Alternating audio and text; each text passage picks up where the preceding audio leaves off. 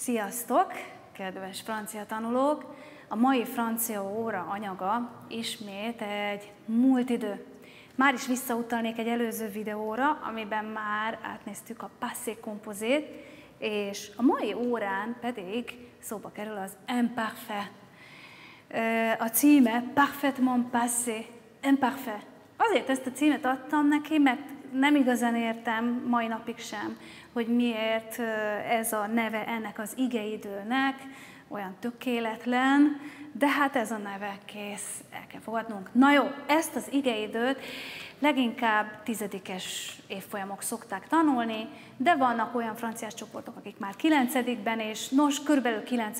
évvége, ha nagyon ügyes a csoport, illetve 10. évfolyam eleje, közepe, ki mikor. Oké, ma is szó lesz majd, egy kicsit belekerül a passé composé is, de csak annyira, hogy összehasonlítjuk a két igeidőt. Ha valaki nem ismeri a passé composét, érdemes előtte átnéznie, megnézni azt a videót, átnézni, mit kell tudni arról, akkor fogja igazán megérteni ezt a videót. No, még szeretném megjelölni a forrásimat, amelyek segítségével dolgozom. Szoktam használni anyagokat, belefoglalni a videóimba. Podcast Français Facile oldalról.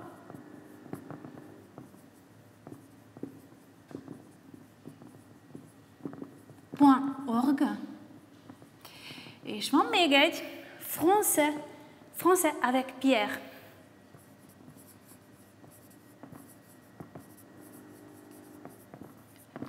Ez egy nagyon kedves anyanyelvű francia tanár. Ez a címe a YouTube csatornájának, de a weboldalát is így módon könnyen meg lehet tanulni. Ő rendkívül jól érthetően magyaráz el témaköröket és nyelvtani anyagokat is a videójában. Úgyhogy őt is bátran ajánlom. Ok, alors je change en français. Alors, c'est quoi l'imparfait? Quand est-ce qu'on utilise l'imparfait? On utilise l'imparfait pour décrire une situation, un état physique ou psychologique. D'accord? Donc, une situation, un état, une circonstance. Par exemple, hier, j'ai rencontré mon ami Pierre. Il portait un pantalon gris et il semblait fatigué. J'écris au tableau, voilà, il portait un pantalon gris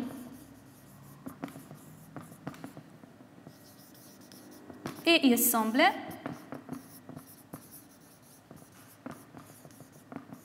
fatigué.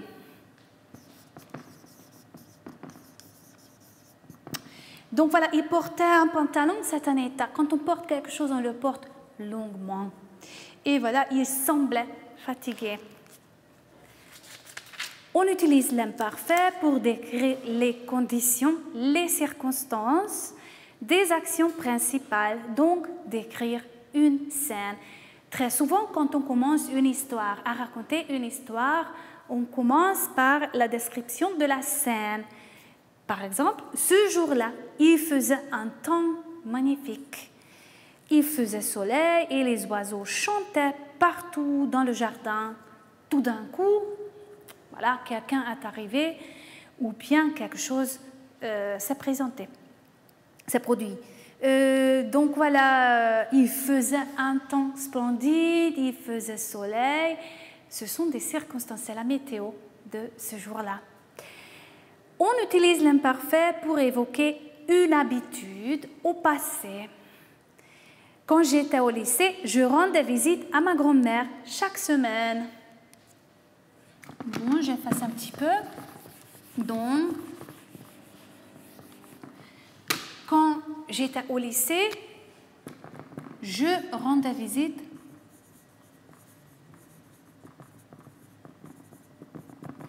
à ma grand-mère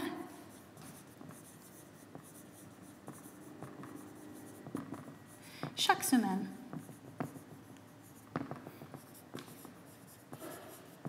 Voilà, on voit ici une activité, une action qui s'est répétée plusieurs fois. Donc, ce n'est pas seulement une seule fois que voilà, j'ai rendu visite à ma grand-mère, que je suis allée voir ma grand-mère, c'est une fois. Mais voilà, je rendais visite. Chaque semaine, je rendais visite. C'est répéter une action, répéter une habitude dans le passé.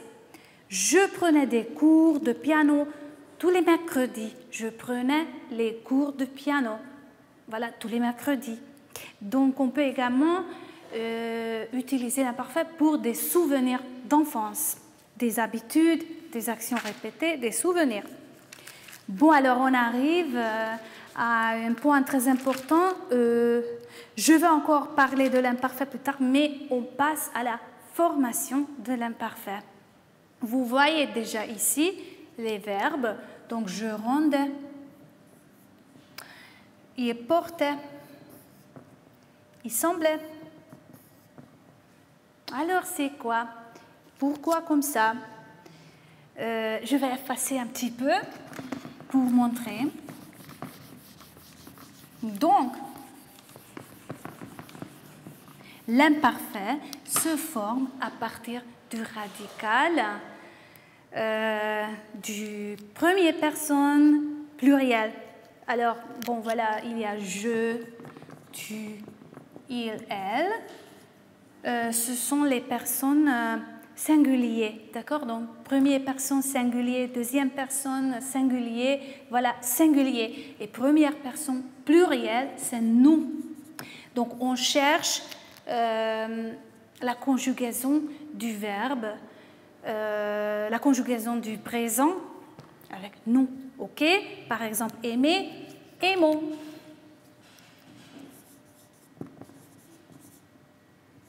Ok. Là, alors, on cherche le radical. Le radical sauteux. On sait que quand on conjugue les verbes avec nous, on ajoute ONS. Donc, on coupe ONS et on va avoir aime. Mais un verbe, donc par exemple, prenons, on coupe le ONS et on reçoit tout de suite prenons. Et on ajoute des terminaisons. Donc, le radical du verbe, je vais être bref ici, donc j'écris ici le radical de nous. Bon, c'est pas exact, mais j'essaie d'être bref. Donc, le radical de nous, plus on ajoute des terminaisons.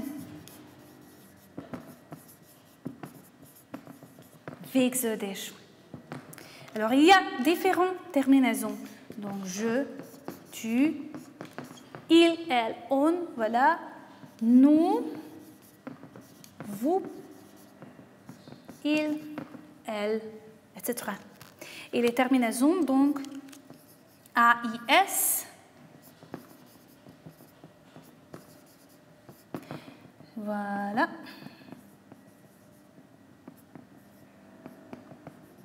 Et AIENT. Donc voilà, on met ici le radical M. Donc j'aimais, tu aimais, il aimait. J'aimais, tu aimais, il aimait. Nous aimions. Vous aimiez. Et ils aimaient.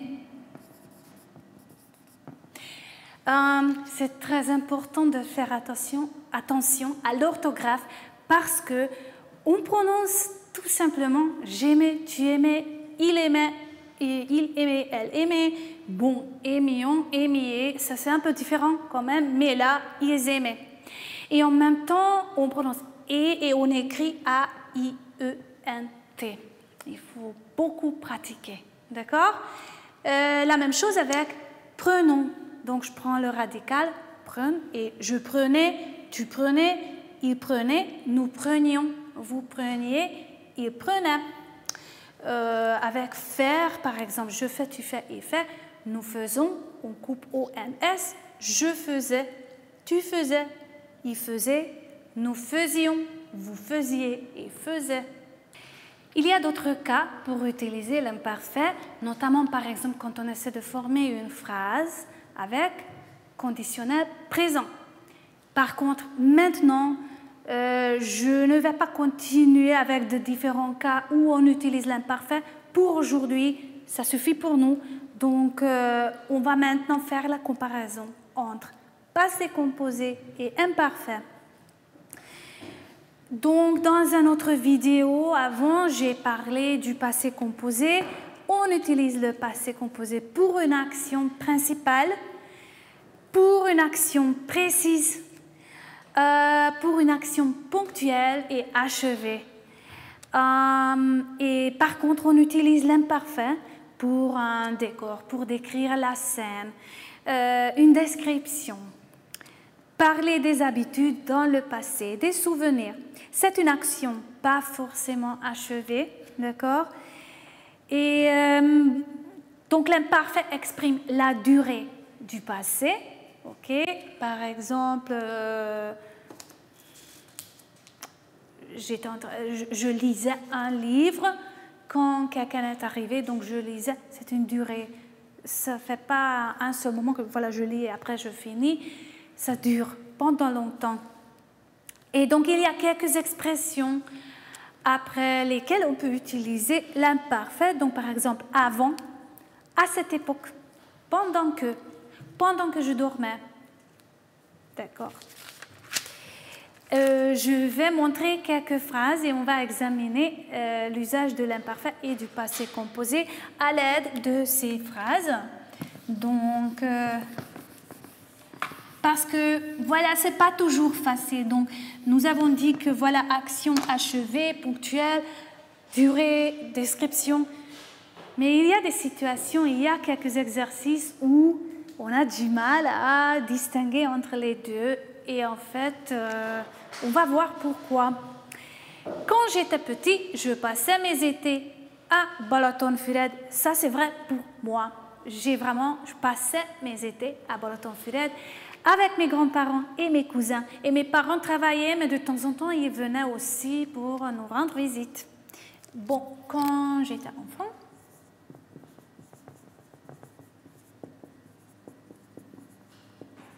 enfant, attention avec les sons nasales, quand j'étais enfant, quand j'étais petit, je passais mes étés.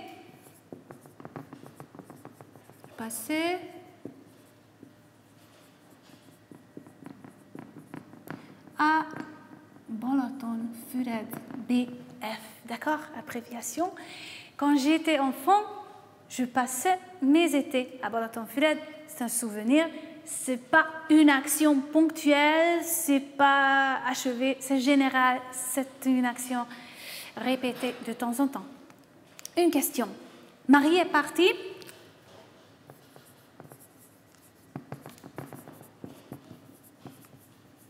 Voilà. Passé composé. On conjugue le verbe partir avec être, mais ça, c'est vraiment le passé composé. Donc, si vous ne trouvez pas le verbe avoir, c'est toujours le passé composé. Marie est partie. Maintenant, je pose cette question parce que je veux savoir le résultat. Est-ce qu'elle est là? Est-ce qu'elle est partie? Donc, ça, c'est une action ponctuelle. Hier, j'ai vu un film, super. Ça parlait de la vie d'Edith Piaf. Donc, hier, j'ai vu un film. C'est un résultat, c'est une action. Voilà, j'ai regardé. Mais on peut également dire, je regardais un film quand mon oiseau s'est échappé. En ce cas-là, l'action de regarder un film, donc je prends la durée du film. Et voilà, c'est ce que je faisais quand, voilà, oups, l'oiseau s'est échappé. Sinon, je veux parler du résultat. Voilà, j'ai regardé, j'ai vu un film. Ça parlait de la vie d'Edith Piaf. Et maintenant, je considère la durée de ce film, une circonstance, voilà, de quoi s'agit-il dans ce film. Et il y a deux autres phrases, deux questions. Il a plu hier à Londres?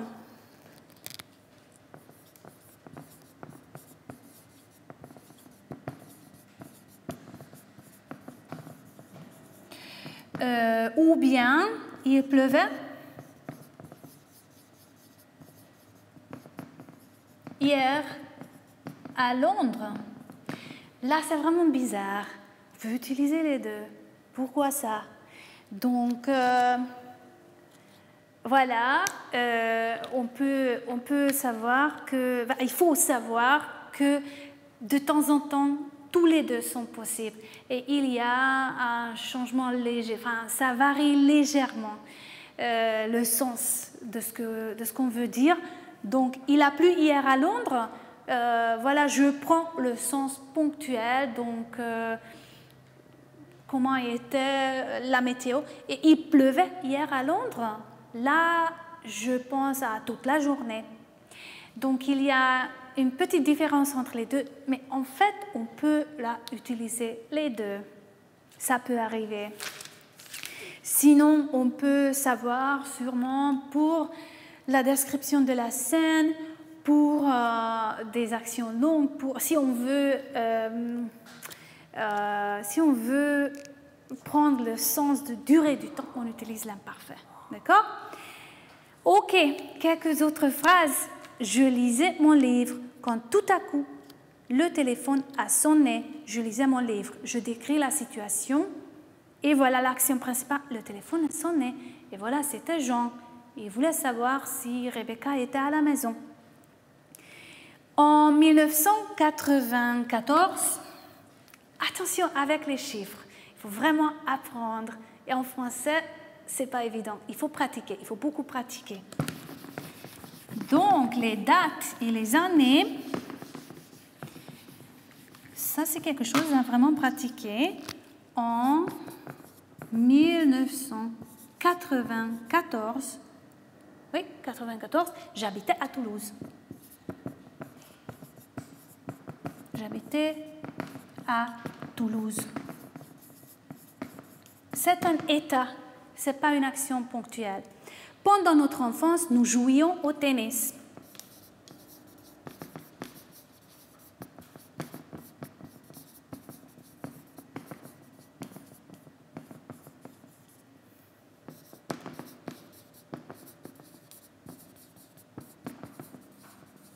Voilà.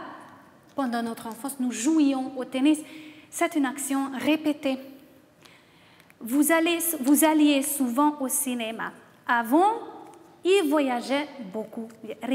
Avant, il voyageait beaucoup. C'est répété. Elle prenait le bus tous les jours. Répété. En 2020, j'avais 15 ans. Donc, ce sont des phrases d'exemple de l'imparfait. Je répète. En 1994, j'habitais à Toulouse. Pendant notre enfance, nous jouions au tennis. Il y a beaucoup de voyelles là. Vous alliez souvent au cinéma. Avant, il voyageait beaucoup. Il, pluriel, voyageait, A-I-E-N-T. Il voyageait beaucoup. Ben, j'écris au tableau parce que ça, c'est pas facile. Il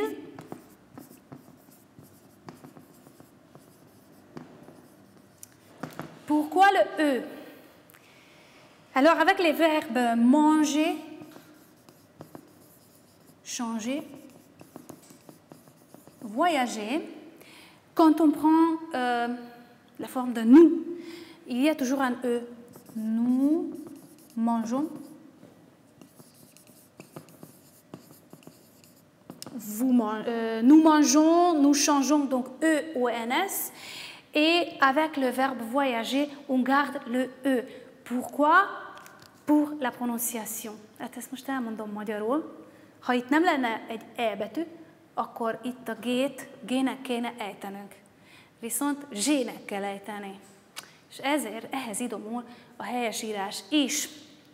Most nem akarok hosszú fonetikai leírásokba bonyolódni, legyen ennyi elég, hogy a nu esetében, hogyha meg akarjuk tartani a zs kiejtést, akkor nu mangeons, ő megmarad, és ugyanígy, mivel egy mély hangrendű magánhangzó jön utána, ezért itt is meg kell tartani, nu, voilà, il mangeait, E-A-I-E-N-T, il voyageait, donc E-A-I-E-N-T, beaucoup de voyelles. D'accord, elle prenait le bus tous les jours, et en 2020, j'avais 15 ans. Voilà, l'imparfait. Et j'espère que vous pouvez comprendre maintenant la différence. Je vous recommande de chercher des exercices en ligne et vous pouvez toujours pratiquer. Merci de votre attention. Je vous souhaite une bonne préparation avec votre étude de français. On se voit plus tard. Au revoir.